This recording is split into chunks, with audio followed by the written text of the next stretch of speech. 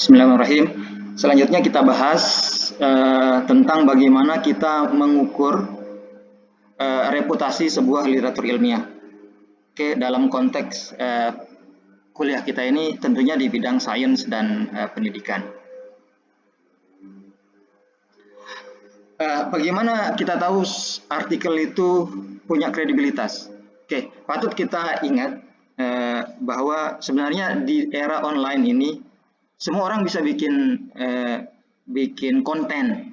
Oke, dia bisa bikin konten, dia bisa bikin website, dia bisa ngaku-ngaku sebagai publisher, sebagai penerbit.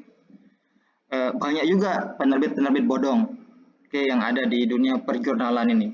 Terutama misalkan ketika sistemnya open access, jadi yang penulis harus bayar. Nah, banyak penulis yang terjebak di website-website bodong. Oke, website dibuat-buat untuk nipu saja. Oke.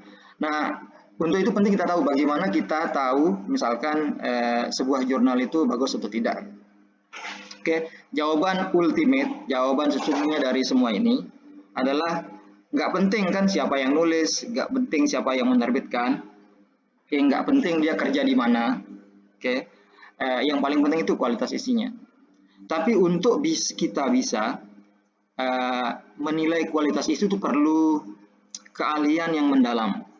Jadi ini walaupun ini yang paling utama, ini itu paling sulit dilakukan. Kadang-kadang misalkan walaupun saya sudah lama berkecimpung di bidang sebut saja teknologi membran. Ada, jadi di teknologi membran itu walaupun kedengarannya spesifik, tapi dia juga dalam. Oke, dia juga mendalam sehingga di bagian-bagian tertentu mungkin saya nggak tahu. Jadi saya nggak bisa menilai. Oke, saya tidak bisa menilai kualitas walaupun diklaim publikasinya itu di bidang penelitian saya. Ya. Karena yang pertama ini susah, makanya kita akan lihat dari yang secondary, yang sekunder, kriteria sekundernya. Jadi kriteria sekundernya, jadi kita nilai dari 3. Oke, yang pertama dari jurnal yang menerbitkan. Nanti saya bahas di bawah. Kemudian kita lihat dari penulis, institusi penulisnya. Kalau yang nulis misalkan dari kampus abal-abal, nggak orang kita tahu namanya, kita patut curiga. Oke, jadi intinya sebenarnya isi. Mencurigai ini kita berhati-hati. Penulisnya misalnya dari universitas yang reputasi, misalkan dia bilang apa yang kalian kenal, MIT misalkan, Princeton gitu, atau dari Oxford, Cambridge misalkan yang nulis ini, dan beneran ya, bukan hanya tulisan, kamu cek orang itu nama, cari di websitenya itu betul. Oke, dari sana kita bisa yakin lah, nih orang ini lumayan oke. Oke, nah yang selanjutnya adalah dari penulis. Oke, dari reputasi penulis ada 2 di sini. Itu pun kalau kita kenal ya. Kalau kita kenal, kan kalau kita nggak kenal, nanti kita cek record penulis ini. Oke, kita cek record penulis ini di ada lembaga ininya, pengindeks, namanya Scopus atau lewat Google Scholar. Nanti saya tunjukkan di sesi interaktif. Oke, ada 2 yang kita lihat, ada penulis utama dengan penulis korespondensi. Oke, ada 2 itu institusi. Jadi yang kriteria utama adalah kualitas isi dari sebuah artikel. Kriteria sekunder itu ada 3, jurnal yang menerbitkan, institusi penulis, dengan reputasi penulis. Kalau jurnal yang menerbitkan kita akan bahas selanjutnya. Oke, kemarin kita bahas tentang ekosistem penelitian yang seperti ini. Kemudian kita punya ada beberapa lembaga ya. Tadi kita sebut ada 3 yang sekunder, itu jurnal dan reputasinya. Itu jurnal itu penerbit ya. Kemudian institusi dari penulis, reputasi dari penulis. Ada juga salah satunya adalah lembaga pengindeks. Oke, lembaga pengindeks itu ada banyak. Kemarin kita udah bahas, ada Google Scholar, ada Scopus, Web of Knowledge, Sinta di Indonesia, dan lain-lain. Oke, kalau dia sudah misalkan terindeks di Scopus, Web of Knowledge, Google Scholar, kita bisa tidak sepenuhnya betul ya. Ini mungkin 99% kita yakin kalau jurnal itu bukan artikel itu bukan artikel abal-abal dan reputasinya layak diperhitungkan. Lalu bagaimana dengan jurnal-jurnal yang belum terindeks? Biasanya jurnal-jurnal itu berusaha untuk diindeks. Setelah mereka berusaha untuk memenuhi persyaratan lembaga pengindeks sehingga mereka terindeks. Jadi dengan cara demikian dia mudah diidentifikasi oleh pembaca bahwa jurnal itu punya reputasi. Oke, selanjutnya masing-masing lembaga pengindeks ini, lembaga pengindeks ini Scopus dan Web of Science lah saya sebutnya ya. Sama nanti kita bahas juga Sinta, ada 3 ini. Mereka juga memiliki kriteria pemeringkatan. Mereka juga punya sistem tersendiri untuk mengidentifikasi mana artikel yang bagus, mana yang tidak. Contohnya misalkan sekarang kita lihat di Scopus. Scopus ini lembaga pengindeks yang paling banyak dipakai di Indonesia. Mereka punya ada sebuah angka, dia sebut namanya site score. Ini yang diadopsi di Indonesia. Scopus pakai site score. ISI Web of Science itu dia menggunakan kriteria impact factor, faktor impact, mungkin bahasa Indonesianya, bisa pakai bahasa Inggris di sini. Kemudian dari segi lembaga pengindeks, sebenarnya kita sudah tahu juga kalau dia sudah masuk Web of Science, dia sudah wow banget ini. Kalau bisa berhasil publikasi jurnal, satu jurnal saja di sebuah penerbit yang terindeks Web of Science, itu sudah bisa dapat PhD, sudah dapat gelar S3 di kampus ternama di universitas top dunia. Contohnya misalkan di Cambridge, di University of Sydney misalkan. Wah, syaratnya itu. Syaratnya kamu mesti bisa publikasi di jurnal yang terindeks Web of Science. Yang nomor 2 itu Scopus. Scopus ini banyak di Indonesia. Contohnya di Indonesia misalkan kalau seorang dosen mau jadi profesor, dia harus punya setidaknya 2 atau 3 jurnal yang terindeks di Scopus. Itu pentingnya. Kenapa? Sekarang di kampus-kampus di Indonesia, kampus-kampus besar lah ya, mereka juga mempersyaratkan itu, syarat lulus program studi sarjana, master misalkan, dia harus punya jurnal Scopus. Jadi Scopus ini menjadi banyak artikelnya. Kalau kalian cari di internet misalkan, banyak dosen yang komplain kenapa harus Scopus segala macam. Tapi ya itulah, pilihan alternatif lain nggak ada. Ya, alternatif lainnya nggak ada. Maunya sih, jadi orang-orang yang komplain ini jangan dong lihat siapa yang mengindeks atau jurnalnya mana. Lihat artikelnya, baca artikelnya. Masalahnya kalau baca artikel, yaitu dia ada subjectivity, ada faktor manusia di sana yang menilai. Dan itu kurang objektif lah menurut saya. Tapi ya dia juga punya ini yang orang itu juga punya basis argumen yang betul. Harusnya yang dinilai adalah artikelnya. Siapa yang bisa menilai? Itu masalahnya. Karena artikel itu karena artikelnya itu kan dia terlalu spesifik. Oke, sekarang kita lihat apa kriteria pemeringkatan di Scopus. Dia sebut misalkan ini ya, site score ya. Ini saya coba masuk ke www.scopus.com. Terus saya cari artikel, tapi dengan ininya ya, dengan kriterianya itu judulnya itu ada kata education-nya. Ini saya cari tanggal 16 bulan April tahun 2021. Saya dapat ya, di Scopus ada namanya Internet and Higher Education. Ini nomor 1. Ini jurnal yang pemeringkatan paling tinggi. Nah dia di skor berdasarkan pada site score ini. Jadi site score dari tertinggi sampai terendah. Yang kita dapat berapa yang di sini? Oke lah, saya nanti buka lagi. Ada Internet and Higher Education, itu dia site score dia 17,1. Ada Computers and Education, itu 12,7 site score-nya. Journal of Engineering Education, 11. International Journal of Artificial Intelligence in Education, 9,1. Journal of Educational Psychology itu site score-nya 91. Oke. Ini yang saya cari di Scopus. Dan kalau kita lihat, nah jadi dia kalau kalian ingat apa namanya?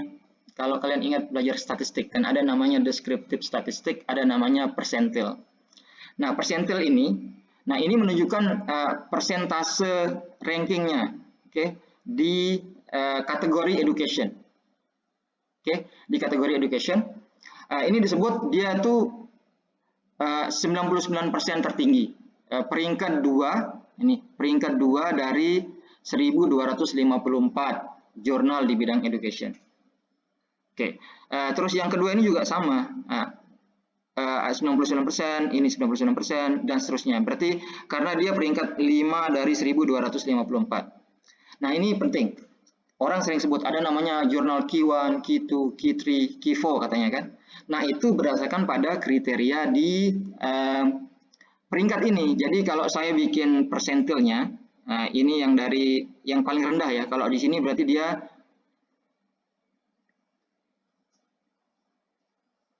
kalau di sini berarti dia nomor 1254. 1000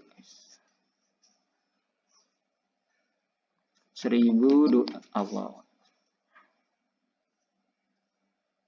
Oke, 1254. Nah, ini dia nomor 1. Nah, kalau misalkan 1 sampai 1254 ini kita urut, terus kita bagi dia jadi 4 bagian kan. Ini berarti salah, itu berarti lagi 3 bagian. Kita bagi jadi 4 bagian. Oke, ini persentil yang ke-25. Ini persentil yang ke-50.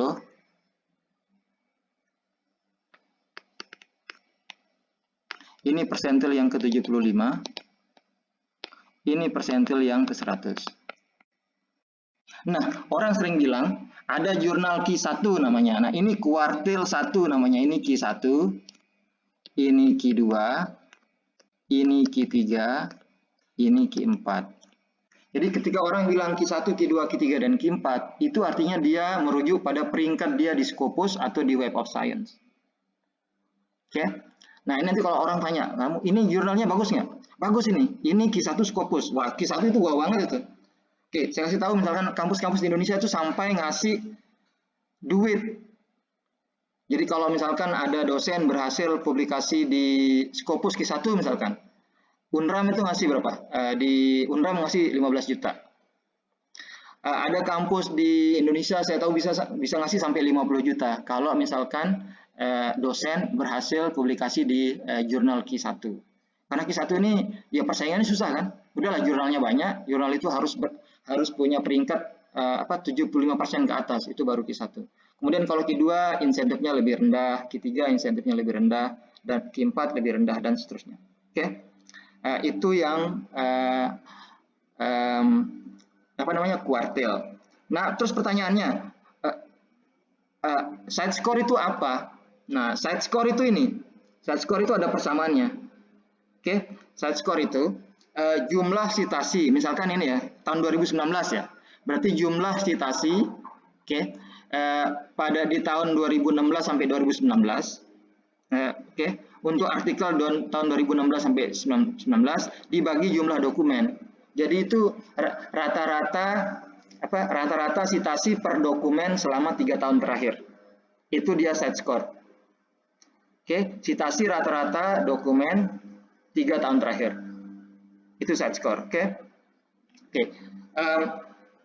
Oke, sekarang saya bahas 2 site score. Contohnya misalkan ada jurnal ini. Jadi yang kita cari site score itu rumusnya itu berapa, misalkan tahun 2020 ya. Berarti kita harus cari berapa citasi, total citasi artikel itu tahun 2016, 2017, 2018, dan 2019. Oke, jumlah citasinya berapa di Scopus, dan berapa jumlah artikelnya. Baru dibagi. Kemudian untuk Web of Science, dia punya kriteria namanya impact factor atau factor impact. Oke, sama nanti setiap jurnal dia dihitung dulu berapa impact factor-nya.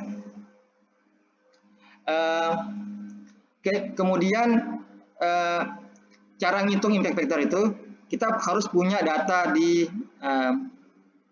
jadi kalau misalkan sekarang kalau ini tahun 2000 ya, untuk tahun 2000 berarti harus punya data 2019, 2018 dan 2016. Caranya simple aja. Jadi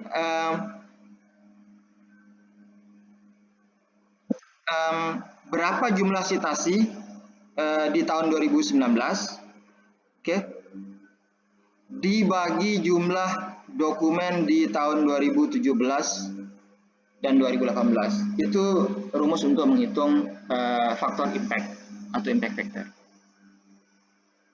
Nah, ini contohnya misalkan hitung impact factor dan side score jurnal A. Jurnal A datanya seperti ini. Oke, ya tinggal dihitung pakai persamaan yang sebelumnya. Jadi kalau misalkan di 2000 ini ya, yang citasi Scopus ya, kita pakai yang Scopus dulu. Berarti dia side score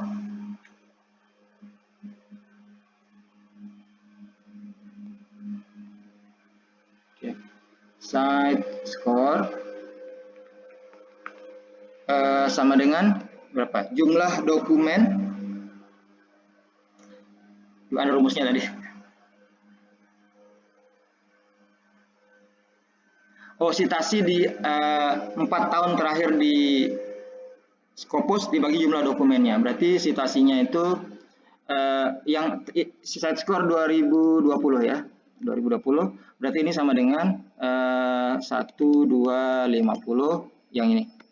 Oke. Plus 1300 plus 1200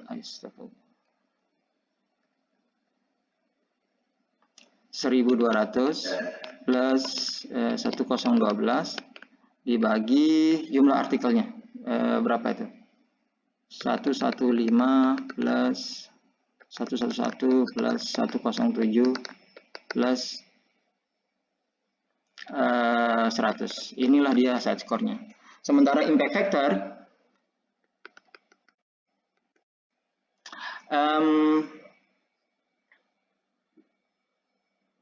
gimana tadi, lupa saya rumusnya.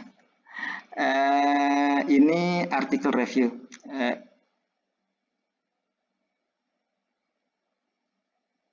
Oke, jumlah citasi tahun 2019 dibagi jumlah dokumen 2017 dan 2018. Berarti ini IF tahun 2020 itu jumlah citasi tahun 2019 berarti dia ini 858 dibagi jumlah dokumen oh ini citasi jumlah dokumen di tahun 2 tahun sebelumnya, berarti dibagi 107 plus 111. Ini apa ya? Jadi ini cuman apa parameter yang dibangun oleh penerbit untuk menilai reputasi sebuah jurnal. Dan ini bisa diperdebatkan ya. Tapi paling tidak mereka sudah dipakai, dan dipakai itu dipandangnya serius sekali. Jadi misalkan ada jurnal-jurnal yang wow banget. Contohnya misalkan Nature Journal itu biasanya orang yang sudah paling top-top itu. Di sana bisa impact factor-nya bisa 20, 30 gitu. Kalau jurnal-jurnal teknik biasanya di sekitaran yang bagus ya, di sekitaran 5 sampai 10. Oke, itu. Nah, terus selain lembaga pengindeks, sekarang kita lihat dari segi jurnalnya. Apa yang kita lihat? Itu jurnal itu kita lihat jumlah citasinya, berapa banyak ada di citasi. Dan kriteria kedua adalah berapa banyak jurnal itu disitasi oleh jurnal lain yang bereputasi. Nanti saya kasih contoh interaktif setelah ini. Terus apa artinya jika jurnal banyak disitasi? Jadi semakin banyak disitasi, sebuah jurnal berarti semakin banyak dibaca oleh spesialis. Kan nggak mungkin saya misalnya baca jurnal biologi, saya nggak ada hubungan sama biologi, saya nggak akan citasi ya. Orang yang akan mensitasi itu dan pembaca yang penting adalah jika yang membacanya itu ya orang di bidang itu. Jadi orang di bidang yang sama banyak membaca, itu yang kedua. Selanjutnya apa implikasinya kalau dia banyak citasi? Jadi hasil yang diperoleh itu dianggap penting dalam dunia penelitian. Jadi ada terobosan baru dalam dunia penelitian sehingga dirujuk oleh artikel-artikel yang terbit setelahnya. Jadi dia menginspirasi penelitian lanjutan. Oke, konsekuensi lainnya adalah mungkin dia mengandung banyak ide-ide baru, dia mempengaruhi arah penelitian, topiknya sedang tren, dan ini yang berpotensi untuk dijadikan sebagai produk teknologi atau metode pendidikan yang lain. Jadi tadi kita lihat dulu dia jurnalnya di mana. Tapi bisa jadi loh artikel di jurnal yang impact faktornya rendah tapi citasinya banyak. Nah, dalam hal ini kita lebih percaya pada citasi. Oke, kita lihat citasinya banyak.